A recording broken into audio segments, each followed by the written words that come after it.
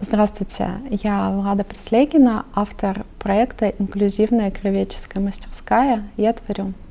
С каждым годом увеличивается количество детей с инвалидностью, в том числе с ментальной. Рожденный ребенок с инвалидностью сегодня обозначает подростка с особенными потребностями завтра. Конечно, в нашем регионе, в городе Сыктывкаре, точечно можно найти досуг для раскрытия творческих способностей каждого.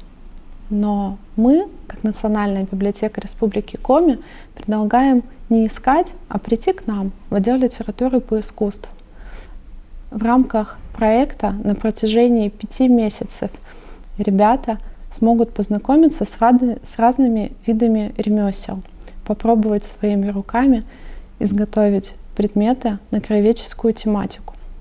Наши мероприятия будут направлены не только на досуговый характер, но и на просветительский.